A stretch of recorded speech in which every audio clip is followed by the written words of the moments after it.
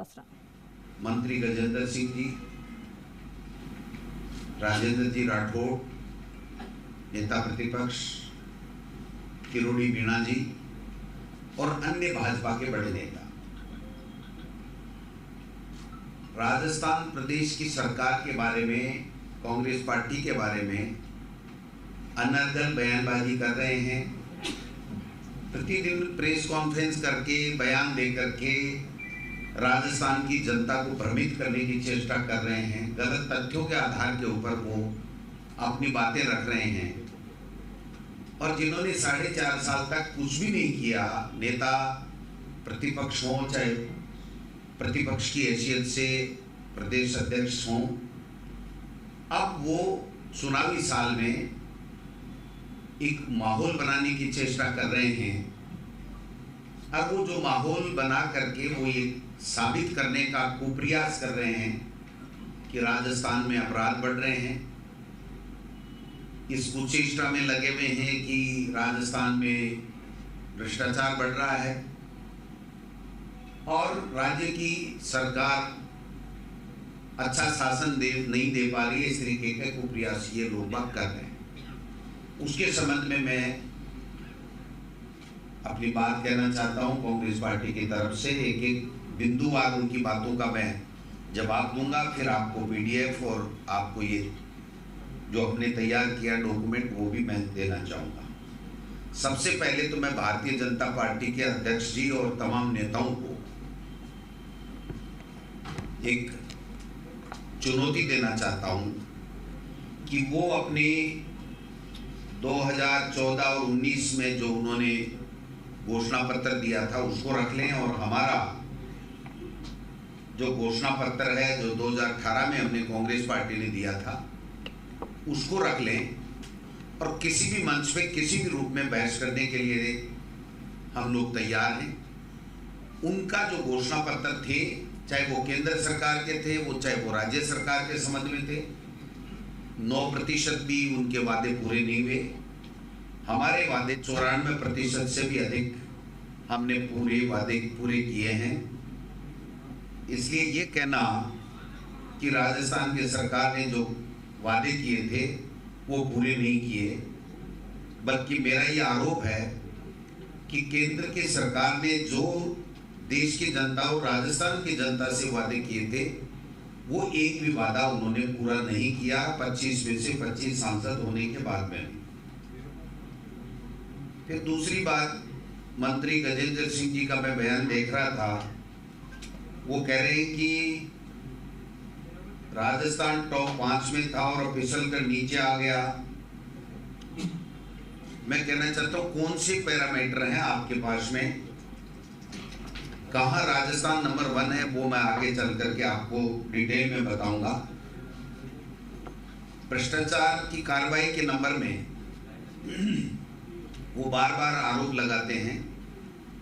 देश में भ्रष्टाचार के विरुद्ध में अगर कहीं कोई जितनी भी कार्रवाई हुई है उसमें नाम राजस्थान नंबर 1 है। जितने भ्रष्टाचार के मामले हमने बनाए हैं और जितने बड़े बड़े ब्यूरोक्रेट्स को और लोक सेवकों को हमने पकड़ा है, उसमें मैं बताना चाहता हूं कि 2019 से 31 मई 2023 तक एसीबी ने 1935 कार्रवाई की। 1800 अधिकारी, कर्मचारी और लोक सेवक शामिल हुए। और जो स्वीकृतियां हैं उसमें भी 1972 भ्रष्टाचारियों के विरुद्ध में हमने स्वीकृति दी है। और 2022 में रिकॉर्ड 719 अभियोजनों में हमने स्वीकृतियां जारी की हैं। और बीजेपी की सरकार ने 5 साल में सिर्फ 1536 मामलों की अभियोजन स्वीकृति जारी की थी, जो हमारी 1972 है। दूसरी तरफ जहां भी भ्रष्टाचार का मामला दिखा, पारदर्शिता के साथ में हमने कार्रवाई की है। चाहे वो आरपीएससी का सेक्रेटरीट का मामला हो, चाहे एसओजी ने पेपर लीक का मामला हो, चाहे सेक्रेटरीट में जो भी पैसा मिला, सोना मिला, उसमें बाकायदा डीजी को, सीएस को बुला करके, मीडिया के बंदों को बुला करके पूरी पारदर्शिता के साथ में सामने रखा गया और अपराधियों को पकड़ा गया और गंभीरता के साथ में गहन जांच की जा रही है कि कोई भी व्यक्ति नहीं छूटे। इसके संबंध में मैं कहना चाहता हूं कि आरपीएससी के मेंबर को बीजेपी ने नहीं पकड़ा, हमारी सरकार ने पकड़ा। आरपीएससी के साथ साथ जो पेपर लीक का मामला था उसमें जितने मुलजिमों को हमने पकड़ा, वो चाहे ईडी हो चाहे दूसरी एजेंसी जो भी काम कर रही है, वो उन्हीं पच्चीनों पे वही चल रही है, उससे आगे नहीं बढ़ पाई। जबकि होल्ला इतना किया गया था कि पता नहीं क्या हो जाएगा, क्या हो गया, ईडी आ जाएगी तो ये हो जाएगा, सीबीआई में चली जाएगी तो ये हो जाएगा। ये सब का सब एक प्रोपोगंडा था। इस तरीके का माहौल बनाने की चेष्टा कर रहे थे। अपराध घटित हुआ, अपराधी पकड़े गए, पुलिस ने कार्रवाई की, एसओजी ने कार्रवाई की, अब भी कार्रवाई कर रही है।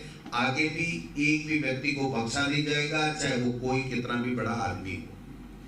अभी भी एक व्यक्ति को 18 साढ़े 18 लाख रुपए लेते पकड़ा, वो भी हमारी पुलिस ने पकड़ा, कोई भारतीय जनता पार्टी के किसी व्यक्ति ने कोई जासूसी करके नहीं पकड़ा है। तो कहने का मतलब ये है कि हम लोग भ्रष्टाचार के मामले में जीरो टॉलरेंस के ऊपर आधार पे काम करते हैं और पारदर्शिता के साथ में हम लोग काम करते हैं। पेपर लीक माफिया को कोई आज का नहीं है। सबसे ज्यादा अगर पेपर लीक माफिया जो है वो पनपा तो वो पिछला भारतीय जनता पार्टी का शासन था, जिसमें बार बार हर परीक्षा के पेपर लीक होते थे, लेकिन जब तक वो पेपर लीक मान करके निरस्त नहीं करते थे, जब तक हाईकोर्ट में लोग जाते और पीड़ित लोग हाईकोर्ट से आदेश लेकर के आते और हाईकोर्ट कहता है कि ये पेपर लीक प्रमाणित माना जाता, आप इसको निरस्त कीजिए।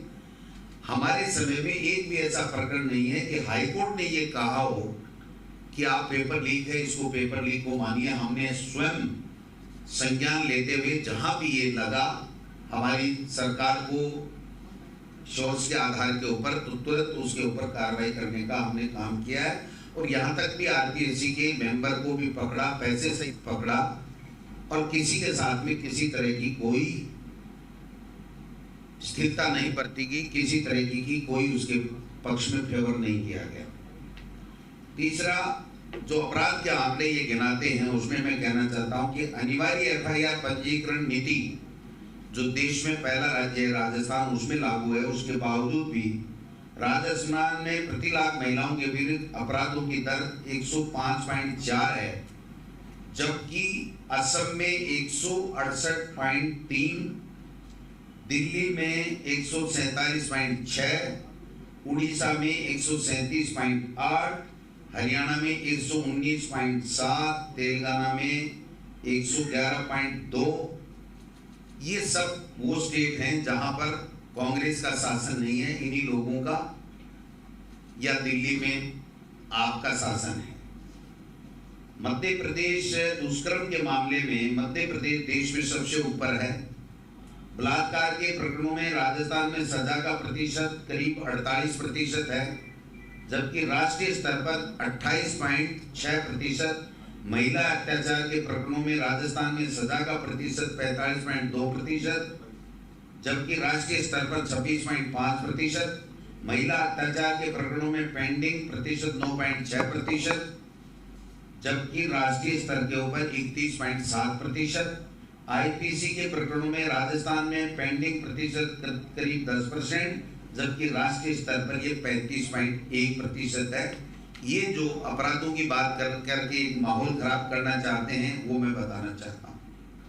पता नहीं कौन से आंकड़े इन भाजपा के नेताओं के पास में आते हैं, क्योंकि इनकी जो मूल पॉलिसी है आरएसएस के पाठशाला से निकलती है। एक झूठ को 100 दफा बोलो, वो सच जैसी लगेगी और आपकी बात पे विश्वास कर लिया जाएगा। और आप जो मिशन लेकर के आए हैं कि ऐसा माहौल बना दो, एक परसेप्शन बना दो कि राजस्थान में ऐसा हो रहा है, राजस्थान में ठीक नहीं हो रहा, उस परसेप्शन में उसको मदद मिलेगी। लेकिन मैं कहना चाहता हूं कि सांप्रदायिक हिंसा की घटनाएं जो है वो बढ़ने की बातें कर रहे हैं, जबकि सही बात नहीं है। भाजपा सरकार के समय कभी जयपुर, कभी मालपुरा, कभी बारा में दंगे होते थे, कभी लिंचिंग, कभी जिंदा आदमी को काटकर आग से जलाने की घटनाएं भी राजस्थान में हुई है। पिछली सरकार की तुलना में आधी ही सांप्रदायिक घटनाएं नहीं होने दी गई, और जहां भी कोशिश की गई असामाजिक तत्वों के द्वारा तुरंत उसको रोक दिया गया। भाजपा के लोग जहां भी सांप्रदायिक माहौल बनता है, दंगे का माहौल बनता है, उसको उकसाने का काम करते हैं। कभी भी राजस्थान के हित में वो नहीं देखते। जबकि जोधपुर में जो घटनाएं हुई उसमें स्वयं मंत्री गजेंद्र सिंह जी वहां सांप्रदायिक दंगा भड़काने के लिए हनुमान चालीसा के पाठ करो और रोड के बीच में बैठ जाते हैं। इस तरह की घटनाएं भी हमने देखी है। और इसी के साथ बुलेटिन